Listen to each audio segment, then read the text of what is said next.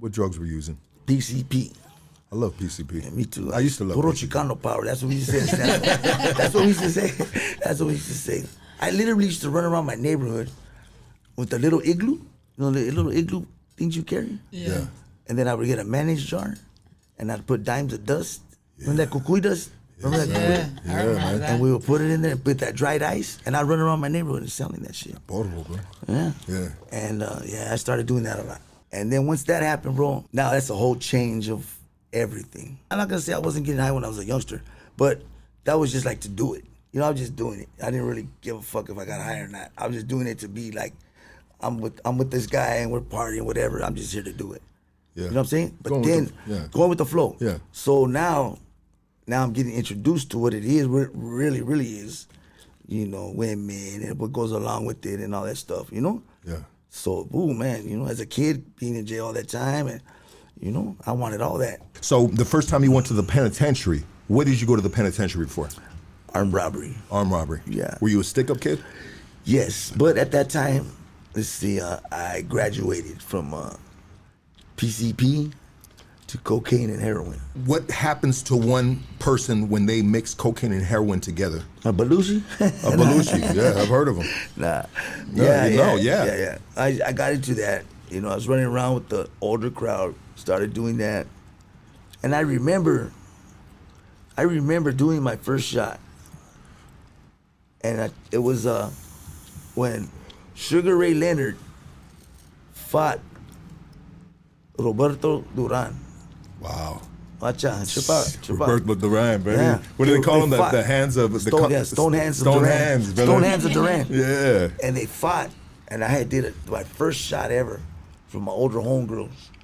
And all she was doing was just, you know, she gave me some, watered my shit down probably, and did it all and gave me a little bit. But I did some, boom. And I thought it was cool, bro. It did get me high, I ain't gonna lie, I was feeling good. And then I was leaving, I left, and I'm going down the street, and the cops pulled me over. And they started checking my arms for marks. I'm like, what the fuck? This is the first time I ever did this shit. They're looking at my arms. Yeah. You know? So they tell me, where you going? Where you going? Where you going right now? And I remember the fight was on. And real quick, I came like, oh, I'm gonna go watch the fight. They go, that fight's been over like about an hour ago. Who won? They asked me, who won? You know? And I'm like, of course I'm gonna say Duran, you know? Yeah. And I said, Duran, nah, miss me with that shit, you know? But we're gonna let you go. They didn't find no march on me or nothing. But we're gonna let you go. Get the hell off the streets, bro. Ain't nobody out here right now but you. You're the only dumb motherfucker out here. Get the hell out of here. Yeah. And I bounced. It was crash. And they let me go. Just get the fuck off the streets. That's what they told me. And then at that time, bro, that's when my whole life changed. You know what I'm saying? And how did it change? Come on now, brother. Yeah. I mean... Man.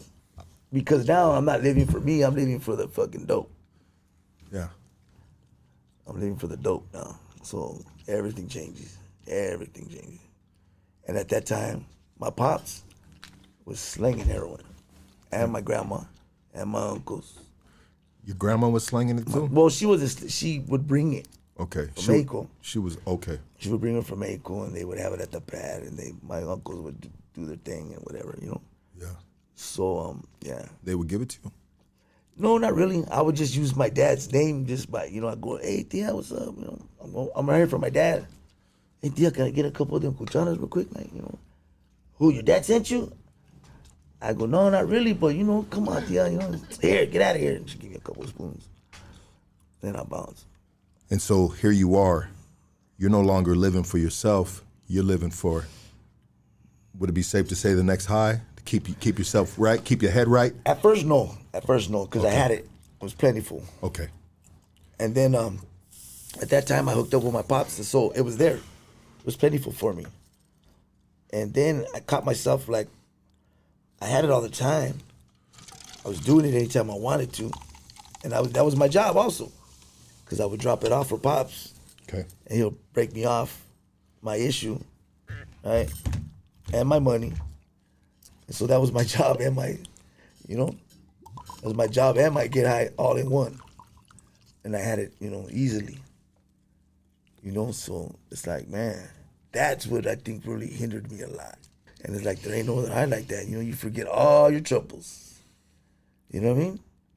you could think that yeah, she got you thinking you're invincible. You could line straight in motherfuckers' eyes, and you think they don't know what you're saying. You know what I'm saying? They know exactly what you're saying, bro. Yeah. You know, but that's the way it is, man. Okay. I'm not proud of it, but you know, So it got me. It got me. It got you by the nuts. Yeah.